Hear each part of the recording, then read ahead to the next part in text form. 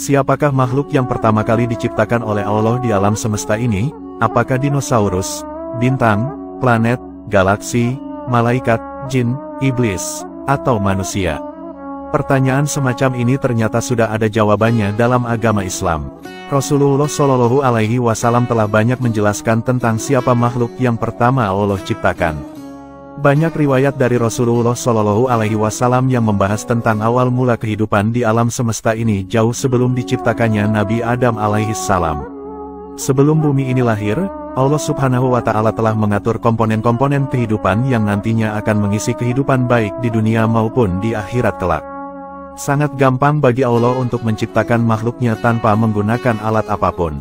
Allah mampu membuat sesuatu sesuai dengan kehendaknya. Ketika Allah berkata, kun, yang berarti, jadilah, maka fayakun. Terjadilah apa-apa yang Allah ingin ciptakan.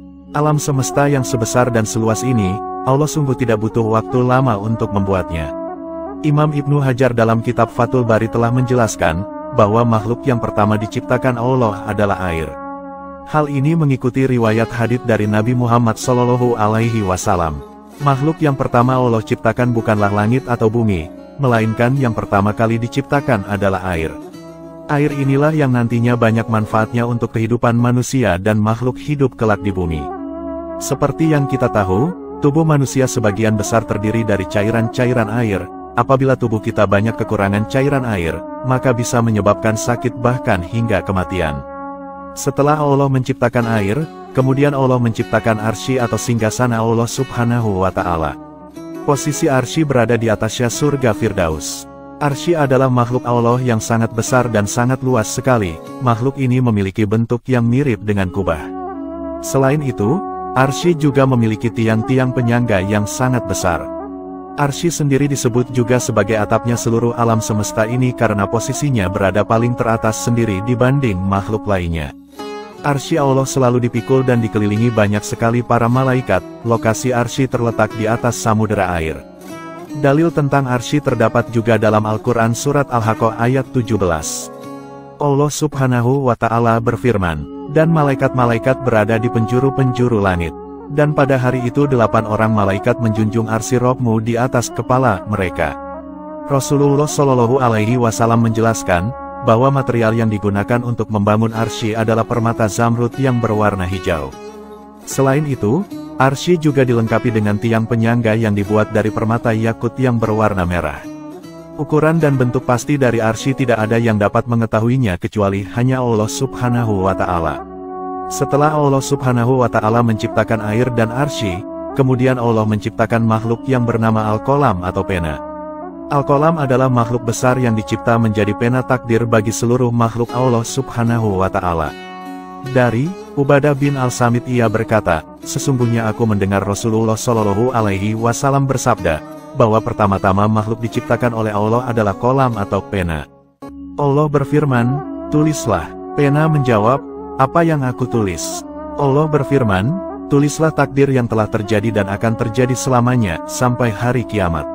Allah Subhanahu wa Ta'ala memerintahkan Al-Qalam untuk mencatat hal-hal dan takdir-takdir yang kelak akan terjadi di kehidupan alam semesta ini hingga kelak datangnya hari akhir yakni kiamat. Seluruh informasi takdir manusia semua telah ditulis Al-Qalam di dalam Lauhil Mahfuz. Lauhil Mahfuz adalah lembaran-lembaran kitab yang berisi catatan info lengkap tentang peristiwa kehidupan yang kelak akan terjadi di kehidupan manusia dan alam semesta. Hidup, mati, kaya, miskin, kiamat dan kisah awal zaman hingga akhir zaman lengkap tercatat. Catatan dan kalam Allah yang ditulis Al-Qalam, tidak akan pernah hilang sedikitpun di dalam Lauhil Mahfuz. Setelah Allah menciptakan air, arsy, dan Al-Qalam, kemudian Allah menciptakan makhluk lainnya seperti bumi dan langit. Jarak waktu antara diciptakannya bumi, langit, dengan Al-Qalam, adalah selama 50.000 tahun lamanya. Rasulullah Shallallahu Alaihi Wasallam bersabda, Allah menulis takdir pada makhluk 50.000 tahun sebelum diciptakannya semua langit dan bumi. Ia berkata, dan arsy Allah berada di atas air. Hadis riwayat Muslim, bumi ini kelak akan menjadi tempat para manusia, setan, jin, hewan, tumbuhan, dan makhluk lainnya hidup. Urutan-urutan di atas sesuai dengan hadis Nabi. Rasulullah Shallallahu Alaihi Wasallam bersabda, Allah dahulu tidak ada sesuatu pun selainnya. Arsinya di atas air. Lalu Allah menulis takdir, segala sesuatu di At-Sikr atau lembaran catatan takdir, kemudian Allah menciptakan langit dan bumi. Hadis riwayat Bukhari.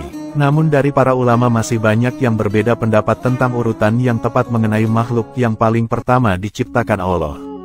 Ada yang mengatakan Al-Qalam lebih dahulu diciptakan, ada pula yang mengatakan bahwa Arsy dahulu yang diciptakan.